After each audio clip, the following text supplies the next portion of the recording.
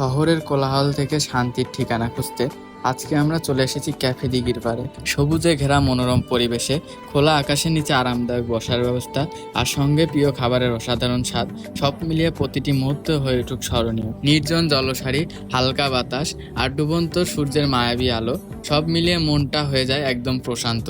প্রকৃতির কোলে বসে কিছু নীরব মুহূর্ত আর নিজের সাথে একটু সময়, এটাই তো আসল শান্তি।